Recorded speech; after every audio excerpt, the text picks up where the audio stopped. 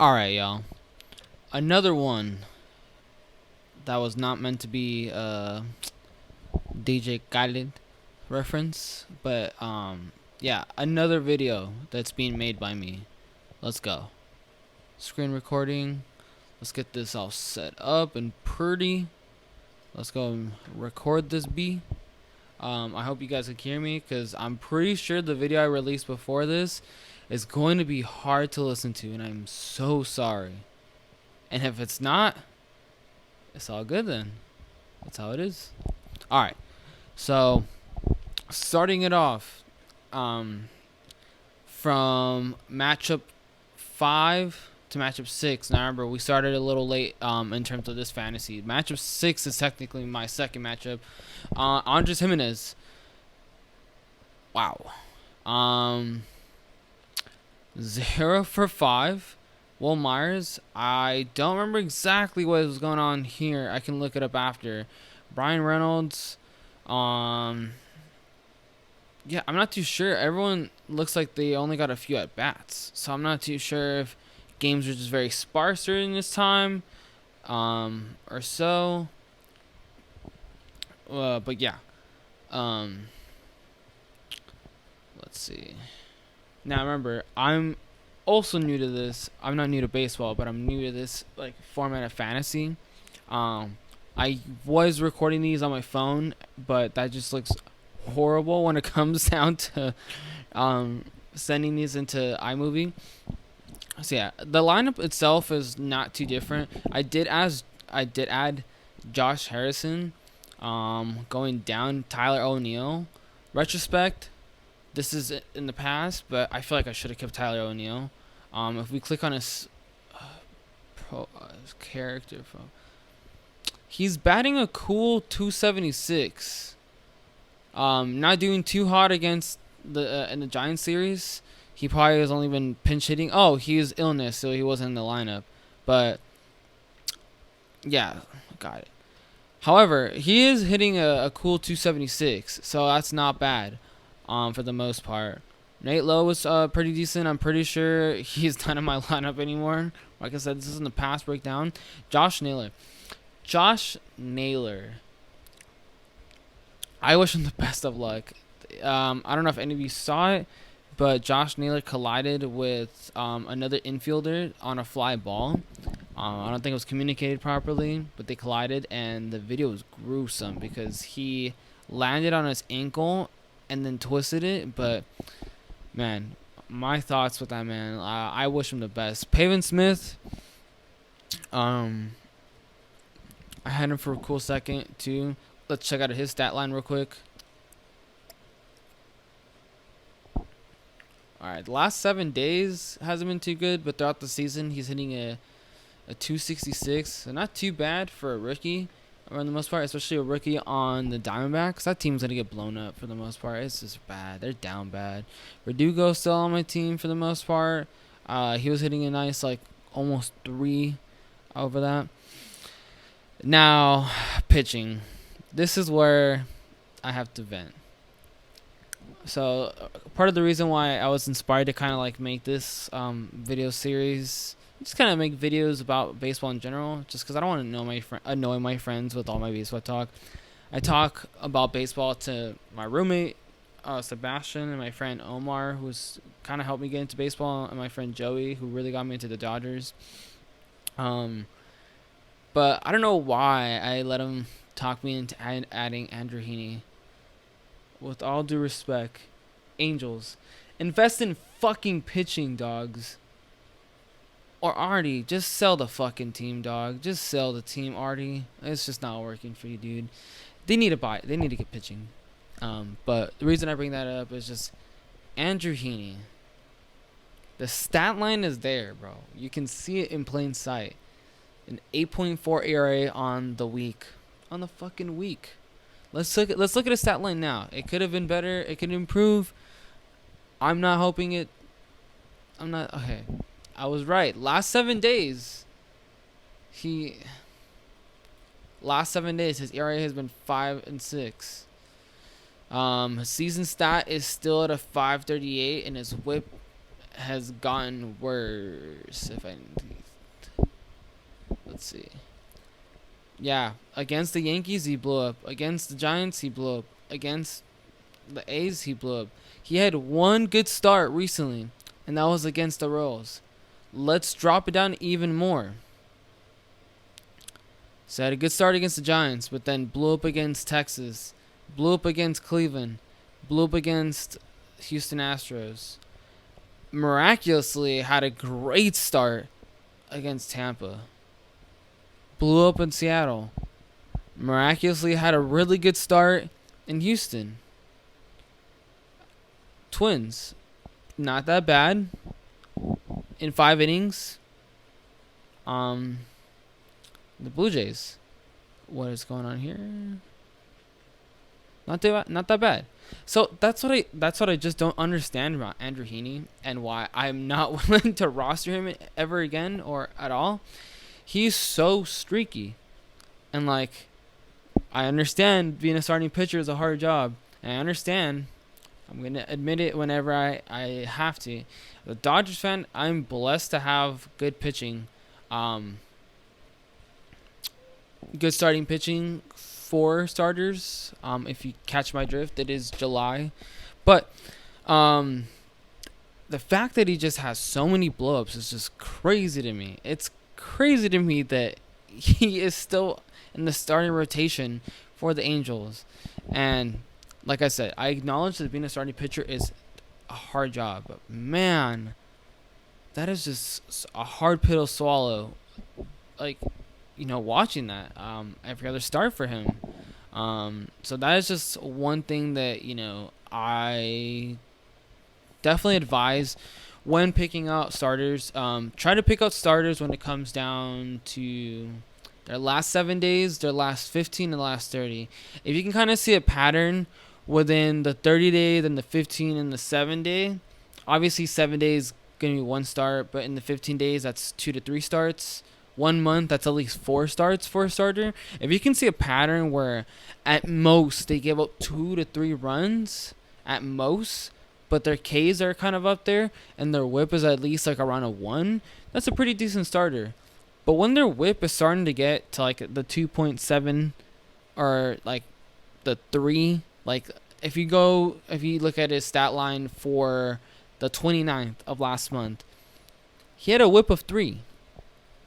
Dude walked 4 batters. In 3 innings pitched, he walked 4 batters. He got 5 hits and 3 home runs. That is crazy. You're literally lobbing the ball like in fair and right down the dick for them to hit bombs. So it's crazy. Going down to Trevor Rogers, man, he's the golden child. Like, I don't care about Garrett Cole at all. To be honest with you, man, I can't drop him because he was one of my first draft picks. So with that being said, he's undroppable for me. Garrett Cole has been Garrett Cole from the Pittsburgh Pirates, not Garrett Cole from the Astros. And if you know what I mean, you know what I mean. The stats is all I have to say. I hope he gets it together. In all honesty, he is a good pitcher, but this whole crackdown cannot let that get to him. With that being said, let's keep going forward because this is matchup 6, matchup 1 for myself. This is back in May 10th, 16. Dylan Floro was still pretty good during this time. Speaking of Dylan Floro, this is during the time that Corey Seager got hit by a pitch by Dotweiler, and I'm still mad about that. I'm still mad. Like, I know it was not intentional and whatnot. Like, it was obviously an accident, but I'm still like very upset about that he literally threw a pitch at him and fractured his hands. Moving forward, but for the most part, very similar to last week. If I kind of want to take a look at Alex Wood real quick, because he's definitely been one of those players. I can't say for sure that he's been a sticky merchant, but if we go down to his starts, they were pretty decent. I was just talking about how you want starters that don't give up that many runs. From up until he faced the Angels on the 1st, so pretty much April and May, he was getting hits, but he was doing a really good job at holding them at bay. So, for the most part, when it comes to fantasy, giving up hits isn't the end of the world. It's more of giving up runs and walks and Ks and wins. So, thankfully, I think for Alex Wood's sake, I'm not saying he's an awful pitcher, but I'm also going to say he's not the most efficient pitcher, given that I did see him play on the Dodgers. And I think what's working to his advantage is that the Giants have a really good defense. They have a really good infield, and they have a very workable and decent outfield. And I think that works at his advantage, where if some balls get through the cracks or some balls just kind of go for some base hits, most of the time they're just going to be left on base. And that's a really good thing to look for. You want to look for a team that has a very good defensive lineup in terms of how efficient they are and how much they leave other teams on base. So he is a perfect example of that. He gets hits, but they don't become earned runs because for the most part he's really good at personally keeping them on base, and the team is very good at acting defensively. There's also stat lines to look at, such as defensive runs saved, and I think Giants are fairly good at that. Even after they did the whole crackdown on people who are sticky merchant, regulars, stamp cards, and everything, he's still fairly effective. Is the ERA something to lust over? Nah, but like it happens. Like this is what usually happens with like starting pitchers. Like he'll have a bad start. Clayton Kershaw has had bad starts. Walker Buehler has had bad starts. Julio Urias has bad starts. But I still ride with them, you know? But for the most part, I think Alex Wood is a good representation. And if you want to look at godly numbers, let's go look at Garrett Cole. Like I said, this is made in retrospect. So the later numbers aren't going to look that fabulous. But, yeah, you look at this. Like, barely any earned runs. Barely any walks. The walks have gone up. I'm going to save that for a future video. But yeah, lastly, I kind of want to touch on Teoscar Ynoa. This video is kind of running on a little longer, but his last date pitched was May the 16th, and it looks like he's starting to play catch. Okay, so he might come back. So this dude punched the bench after a really rough start and broke his hand, and this dude was on fire. Like if you look at his ERA, like it doesn't look that great at some parts, like the 13 and the 10, but if you look at everything else, like look at the 7 innings pitch with 0, the 5 with 0, the 6 with 3, the 6 with 1.5, the 5 with 0, the 1 with 0, like obviously not that one. However, my point being is that, man, this guy was crazy good. So I'm not like a Braves fan by any means, but I definitely hope that he comes back to form. He also hit a grand slam. Salami. So yeah. Let's take a look real quick at the other person's lineup. So based on my rough memory, I don't think any of these players are particularly playing any good. If you look at his overall average, and by all means, I'm one to advocate that batting average is an overrated stat, as in it doesn't tell all. It definitely does hold a lot more weight in fantasy as opposed to in real life. If I'm looking at a player to see his real value, I want to look at his slugging percentage, his on-base percentage, his walks, his strikeout numbers, K per nines, and all that stuff.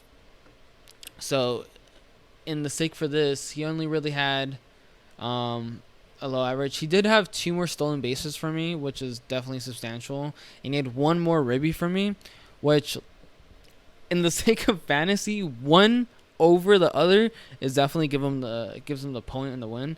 I did have 5 more home runs. For me, a lot of what's been saving me throughout these matchups is my pitching. His pitching wasn't particularly doing that well. He did have Sonny Gray and Luis Castillo. And if you were following baseball up from the start to now, you would know that those two are having a really rough start to their season. They're starting to bring it back up. Lucas Giolito himself too. As you can see, his ERA wasn't like that great. So, yeah. To anyone that's saying, cough, Josh Donaldson, saying that Lucas Giolito was cheating and because of the crackdown, he's a bad pitcher. He was a bad pitcher before the crackdown. He just hasn't been able to find it. So, hopefully he has. Ion Anderson, credit to John Boy. He's been pretty decent. Let's check his stat line right now. He might actually not be as decent as before, but he was decent during this week. All right. Just a little over 3. Not too bad. Honestly, he's the youngest I think the youngest starter and probably one of their only good starters. They do have Charlie Morton. Let's check out his stat line. Let's see what his last 7 days. Okay, his last 7 days was 6.75. That's fantastic. His season stat line is 382, and his week stat line for that week was a 579. I saw Charlie Morton pitch against the Dodgers in the World Series with the Rays, and I was just like, damn, this dude, he's older, but he's killing at his age. And I was kind of just like, I don't know what to say about it. So, yeah, kind of just wrapping this long video up. Pitching always saves your ass, so always invest in pitching when it comes to fantasy. And in terms of at bats, look at who's the hottest players. You have 7 acquisitions to make a week, and he used 5. I used 0. I probably should have made some more, but for the most part, I was able to make do with my acquisitions because I was 8, 2, and 0. So for the most part, pitching saves. If you look at my stat line for pitching, it's ridiculous. Let me see if I can do smart zoom. My whole pitching line destroyed this guy. That's all Garrett Cole right there.